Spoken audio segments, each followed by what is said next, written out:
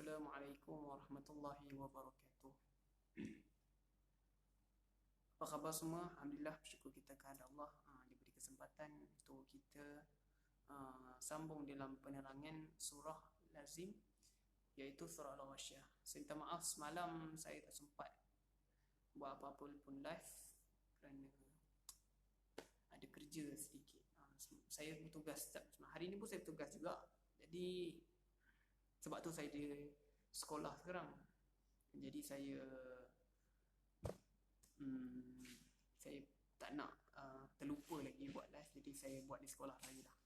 Jadi hari ni kita masuk dalam surah Al-Ghasyiyah, tetapi saya tak bawa Al-Quran yang wakaf ibtidah tu. Jadi saya terang saja untuk malam ni.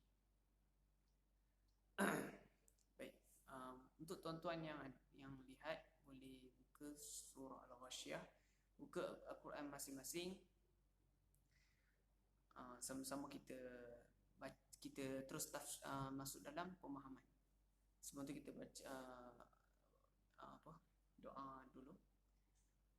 Allahumma ftah alaina rabbi shrah, Allahumma ftah alaina hikmataka wa anshur alaina min khazain rahmatika ya arhamar rahimin. Rabbi shrah lana sadrana wa yassir lana umurana wa hlul 'uqdatam min lisani.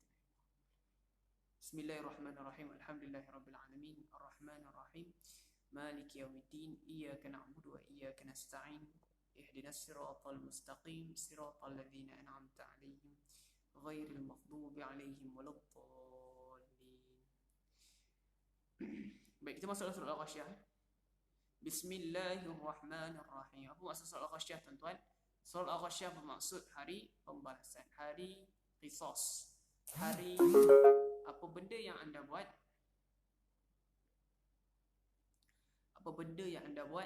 di dunia, semasa anda mengumpat ke, atau anda buat kejahatan kepada orang, atau tak menjaga hablum minan nas, itu masuk hari pembalasan, ataupun Yaumul Ghasyiyah, hari pembalasan, yang mana kita tak jaga hubungan dengan manusia, maka pembalasan dia adalah setimpal.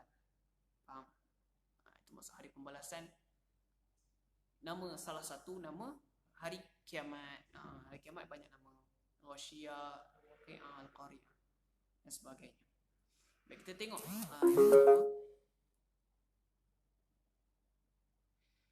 Bismillahirrahmanirrahim. Saya minta maaf saya tak pakai earphone sebab earphone saya rosak. Jadi saya nak keluar nak beli baru ni pun makan masa yang lama.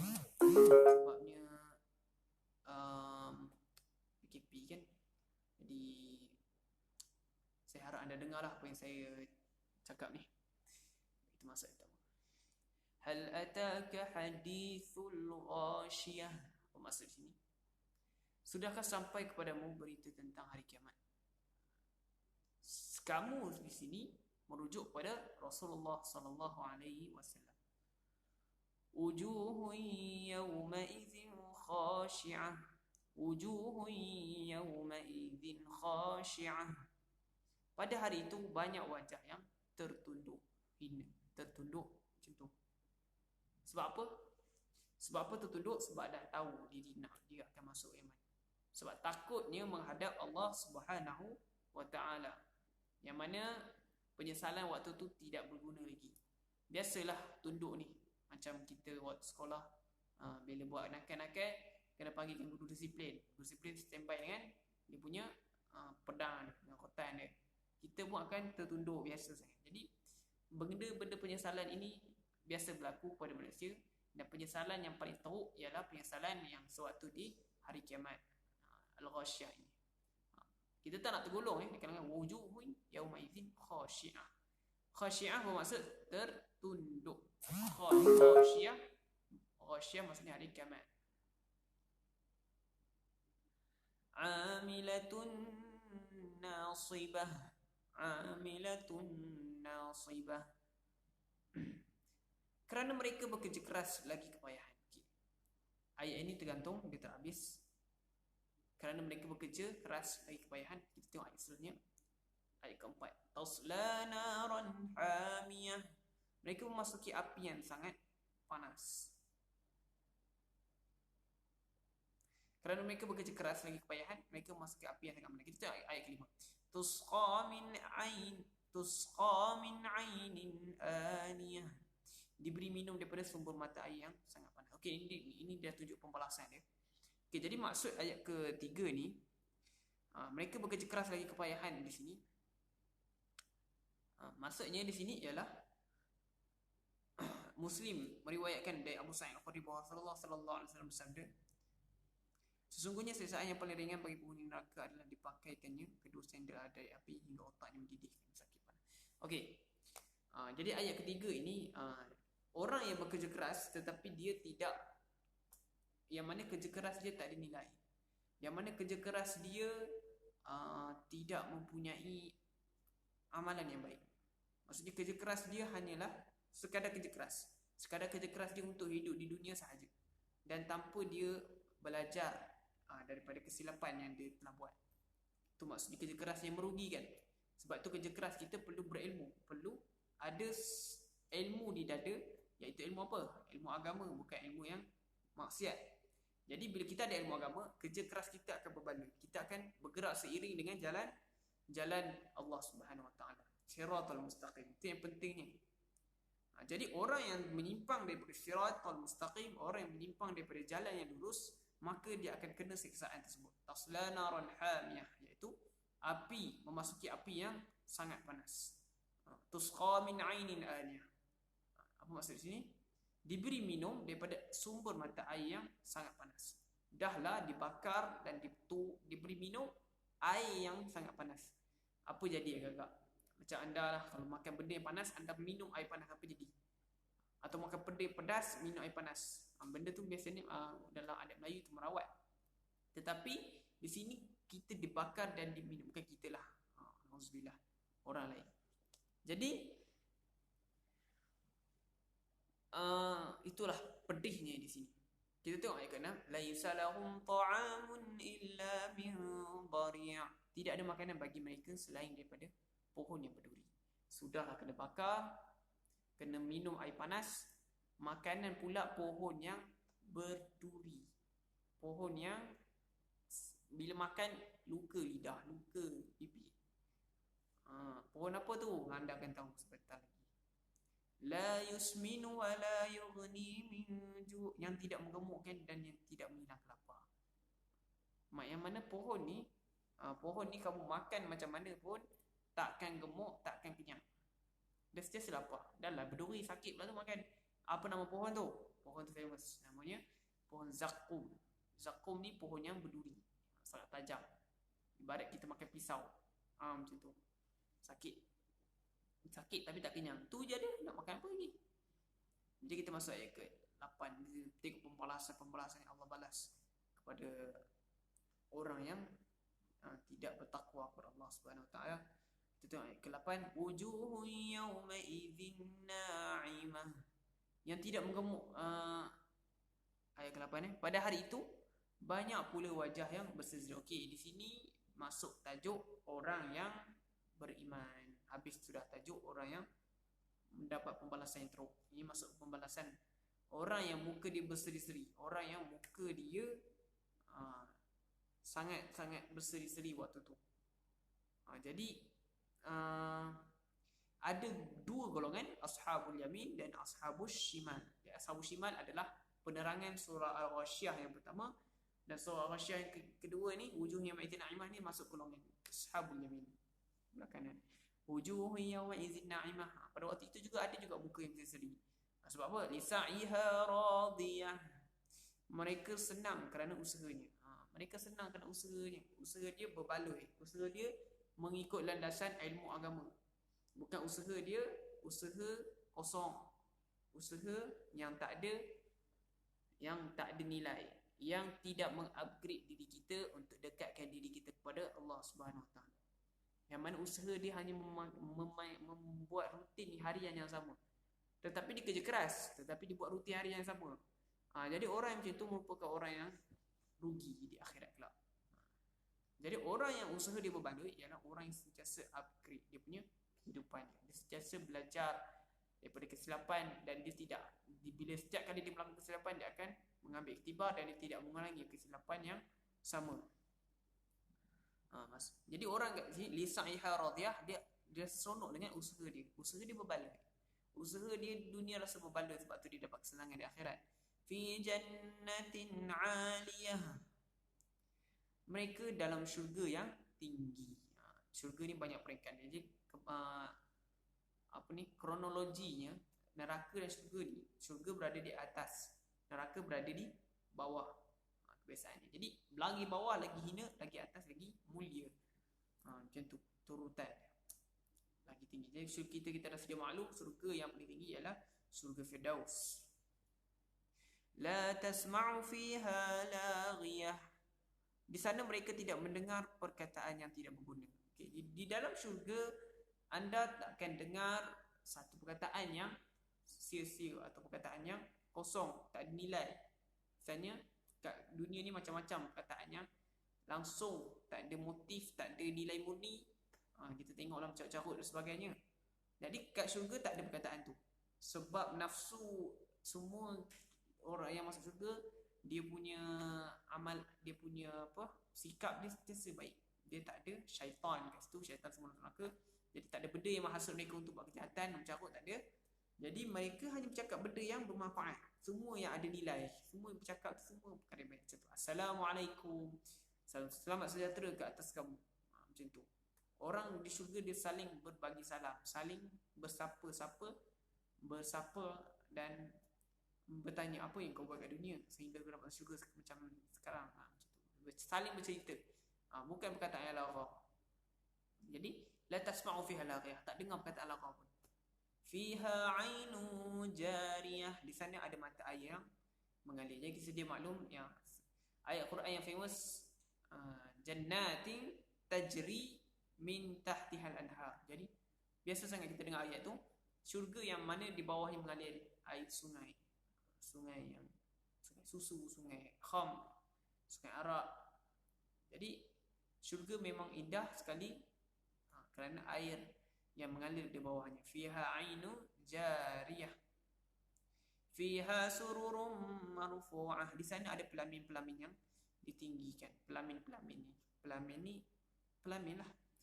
Pelamin orang berkahwin. Tapi di sini pelamin di sini ialah singgahsana. Singgahsana orang-orang ahli-ahli syurga yang mana mereka mempunyai kita dapat tengok keindahan syurga ni di dalam surah Al-Waqi'ah.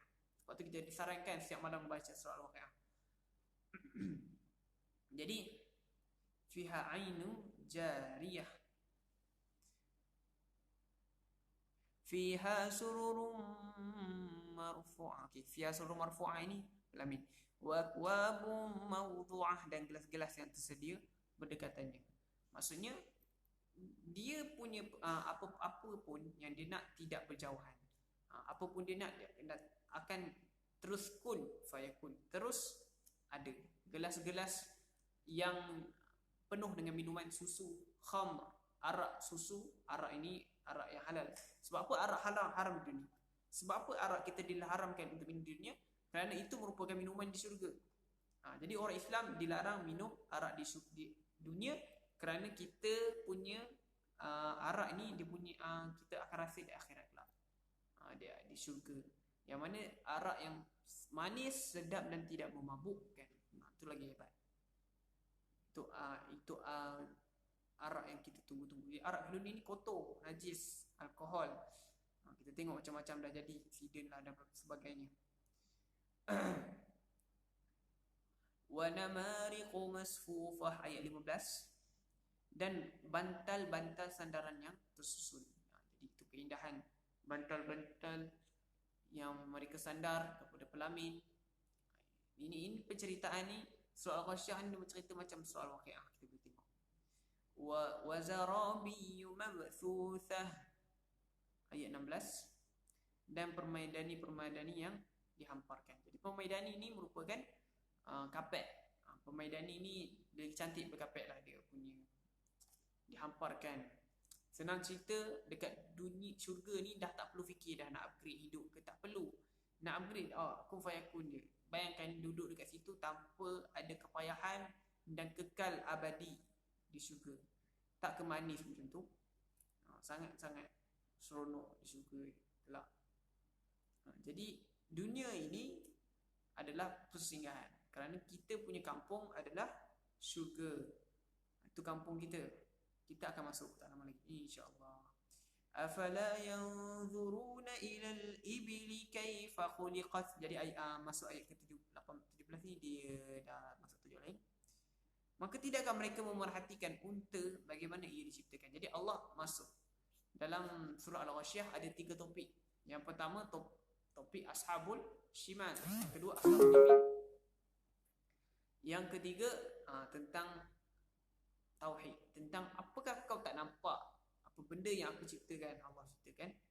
Bagaimana unta diciptakan? Khuliqat, ibil, unta.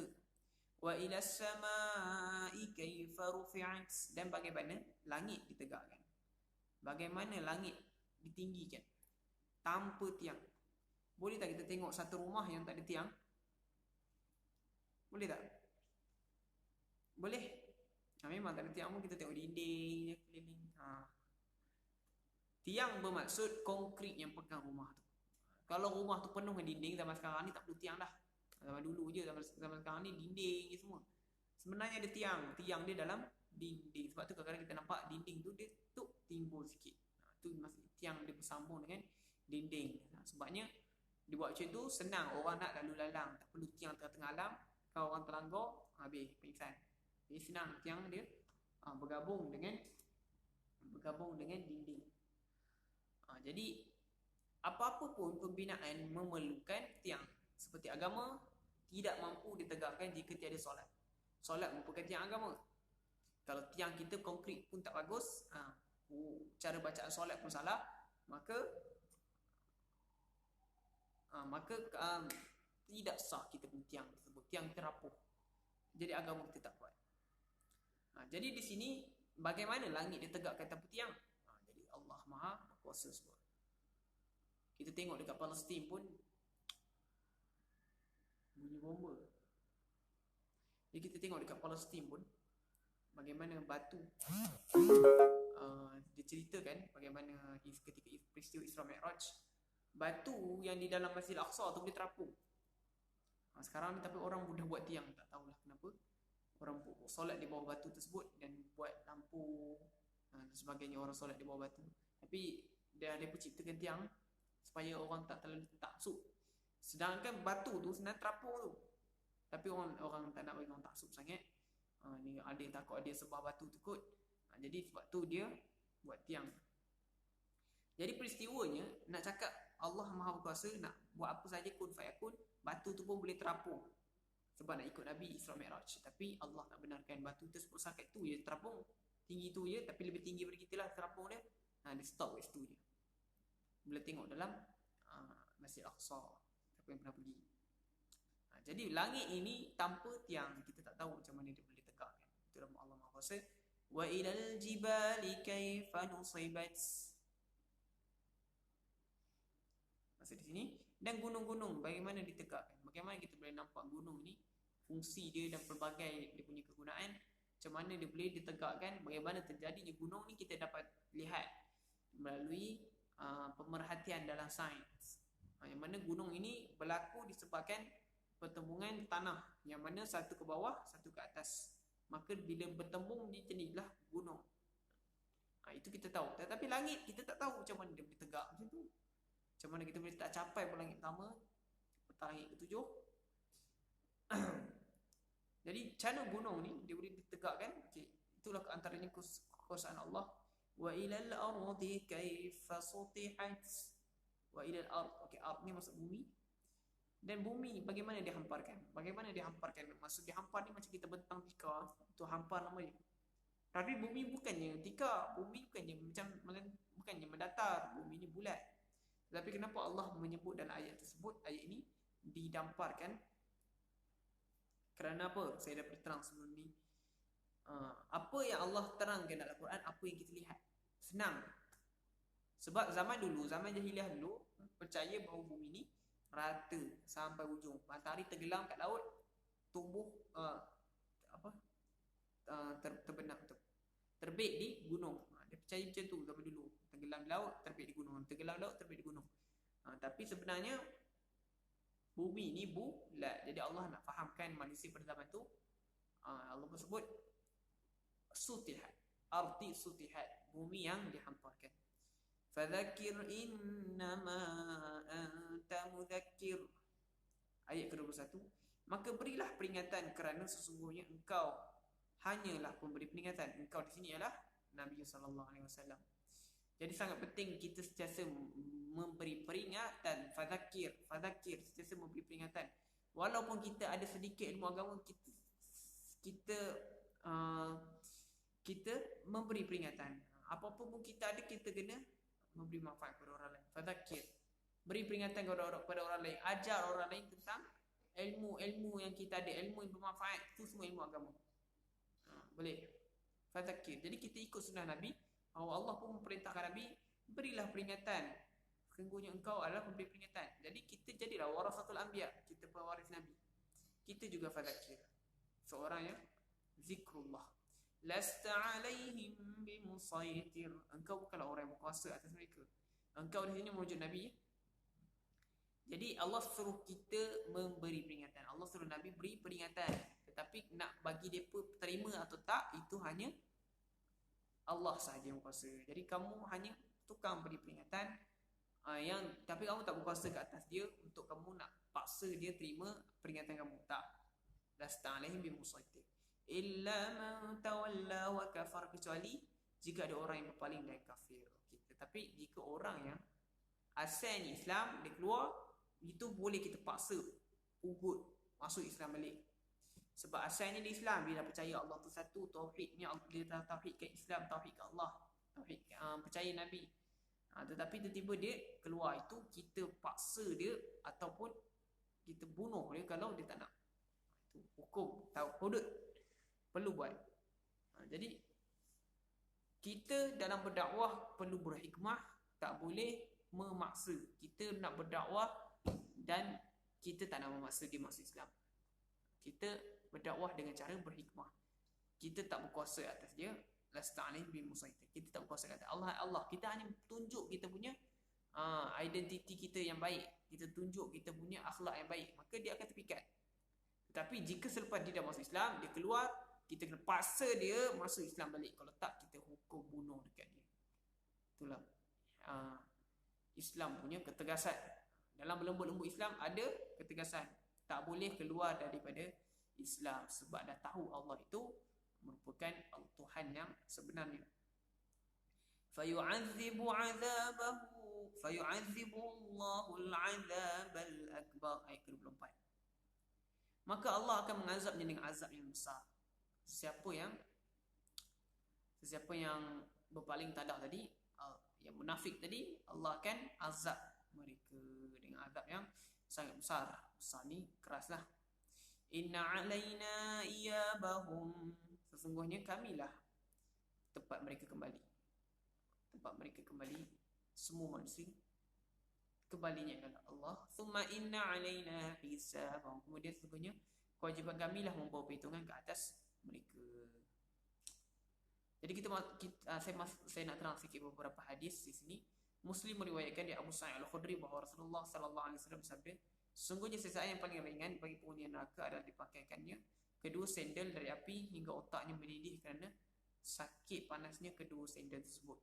Jadi neraka ni adalah satu azab yang sangat-sangat pedih. Tetapi hanya orang yang istimewa sahaja, walaupun dia kafir, dia akan dapat azab yang paling ringan. Dialah Abu Talib yang melindungi Nabi sewaktu ketika zaman jahiliah, ketika orang semua attack Nabi, dialah melindungi Nabi. Tetapi dia satu je masalah dia tak memeluk Islam. Jadi orang yang macam ni, dia tidak akan disiksa dengan siksaan yang berat, dia akan disiksa dengan siksaan yang sangat ringan. Tetapi ringan ini adalah menyebabkan otak dia menggelegak juga. Itulah dia tidak akan dirodok dengan besi, rantai dan sebagainya. Dia tidak akan makan pohon yang berduri dan sebagainya.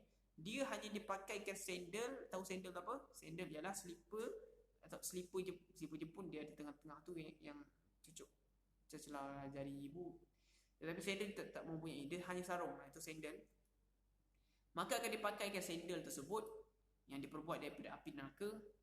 Yang panas sandal tersebut menyebabkan otak dia menggelegak. Bayangkan panas tu. Itu peleringan tu. Kalau yang kalau yang orang lain selain pada Abu Talib tu, tak tahulah macam mana dia punya kesakitan dia. Jadi kita tengok hadis kedua pula. Rasulullah sallallahu alaihi wasallam bersabda, panasnya api manusia yang kalian nyalakan adalah 1 berbanding 70 panasnya api Jahannam. Dalam hadis ini ditunjukkan bahawa kepanasan api neraka Jahannam 70 kali ganda lebih panas daripada api manusia. Jadi kita yang nyalakan api ni pun, kita dah celup jari sikit pun dah menangis, belum api Jahannam lagi. Mana 70 kali ganda lebih panas. Diriwayatkan juga api neraka andainya tersentuh ke bumi, dibuka sebesar zarah pun boleh meletup bumi. Kepanasan dia. Ini kan kita nak rendam dalam tu. Nauzubillah. Okey, hadis yang terakhir. Anas bin Malik berkata, Nabi pada suatu hari solat bersama-sama dengan kami. Kemudian beliau naik ke mimbar dan menunjuk dengan tangannya ke arah kiblat masjid. Kemudian beliau bersabda, sekarang saya sungguh-sungguh telah melihat, dalam satu riwayat dia perlihatkan kepadaku syurga dan neraka. Jadi Nabi kata, sekarang ni saya sesungguh telah melihat syurga dan neraka.